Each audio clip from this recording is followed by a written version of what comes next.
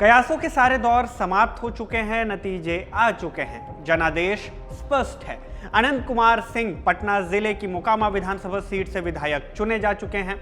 उन्होंने राष्ट्रीय जनता दल की उम्मीदवार और बाहुबली सूरजभान सिंह की पत्नी वीणा देवी को 28,206 वोटों के मार्जिन से हराया।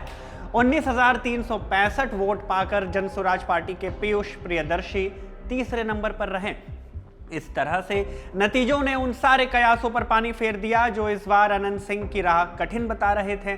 आपको बता दें कि 2005 में अनंत सिंह पहली बार जदयू के टिकट पर मोकामा से विधायक चुने गए थे। इसके बाद से अब तक उनका इस सीट पर कब्जा बरकरार है। 2020 में सजा होने के बाद उन्होंने अपनी पत्नी नीलम देवी को मैदान में उतारा था। राजद के टिकट पर चुनाव जीत नीलम देवी विधानसभा पहुंची थी। हालांकि 2024 के लोकसभा चुनाव से पहले मुंगेर से सांसद ललन सिंह अनंत सिंह को वापस जदयू में लाने में सफल रहे और 2025 में अनंत सिंह एक बार फिर से नीतीश कुमार को मुख्यमंत्री बनाने के लिए मिशन में लग गए। यहां तक कि पार्टी की ओर से आधिकारिक तौर पर उम्मीदवारी का ऐलान होने से पहले ही अनंत सिंह ने अपनी ओर से पोस्टर बैनर जारी कर नामांकन रैली की घोषणा कर दी थी। अनंत सिंह चुनाव प्रचार के दौरान भी खूब चर्चा में रहे और चर्चा में रही मोकामा की ये सीट, क्योंकि इस बार अनंत सिंह की राह आसान नहीं मानी जा रही थी। उन्हें राजद के सूरजभान सिंह से तो चुनौती मिल ही रही थी, जनसुराज पार्टी के प्रियदर्शी पीयूष भी उनके लिए बड़ी चुनौती बनकर सामने आए।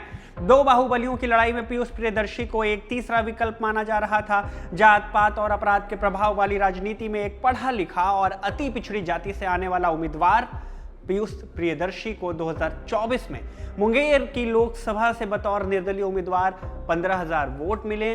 पीयूष का दावा था कि इसमें से 11,000 वोट मोकामा विधानसभा से थे।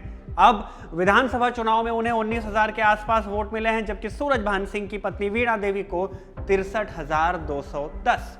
सूरजभान सिंह अनंत सिंह की तरह ही भूमिहार समाज से आते हैं। मोकामा में भूमिहार वोट सबसे बड़ी संख्या में है, फिर यादव और फिर धानुक। संख्या के हिसाब से देखें तो करीब 80,000 भूमिहार, 45,000 यादव, 40,000 धानुक। इन तीनों के अलावा 16,000 राजपूत और 14,000 ब्राह्मण वोटर हैं। इसके अलावा मुस्लिम और अति पिछड़ी जातियों के वोटर भी निर्णायक की संख्या में है। भूमिहार वोटों पर अनंत सिंह की मजबूत पकड़ रही है, लेकिन सूरजभान सिंह के उतरने के बाद इसमें बंटवारे की उम्मीद की जा रही थी। धानुक समाज को एनडीए का पारंपरिक वोटर माना जा रहा था, लेकिन इस समुदाय से पीयूष प्रियदर्शी के जनसुराज पार्टी से आने और दुलार चंद यादव की हत्या की वजह से इन वोटों के बिखरने की भी बात कही जा रही थी, लेकिन सारी आशंकाएं फिजूल ही साबित हुई। अनंत सिंह के समर्थकों ने दुलार चंद यादव की अंतिम यात्रा में भूमिहारों के खिलाफ हुई अभद्र नारेबाजी को मुद्दा बनाया। कहा गया कि भूमिहारों को गाली दी गई और वीणा देवी जो खुद भूमिहार हैं वो चुप रही। भूमिहारों के अलावा गैर यादव पिछड़ी जातियों की गोलबंदी अनंत सिंह के पक्ष में गई। इसके अलावा चुपचाप शांतिपूर्वक जेल जाना भी अनंत सिंह के पक्ष में ही गया। अनंत सिंह के जेल जाने के बाद पार्टी ने उन्हें निकाला नहीं, ना ही अकेला छोड़ा। केंद्रीय मंत्री ललन सिंह ने अनंत सिंह के प्रचार की कमान संभाली। ललन सिंह मुंगेर लोकसभा सीट से सांसद हैं और मोकामा विधानसभा भी इसी सीट के अंदर आती है। एक सभा को संबोधित करते हुए ललन सिंह ने कहा कि मोकामा में अब हर व्यक्ति अनंत सिंह बनकर चुनाव लड़े। ललन सिंह ने कहा कि जब अनंत सिंह बाहर थे तब हमारी जिम्मेदारी कम थी, लेकिन अब हमने खुद चुनाव की कमान संभाली है।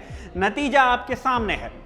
मोकामा विधानसभा सीट से अनंत सिंह की जीत पर आपकी क्या राय है?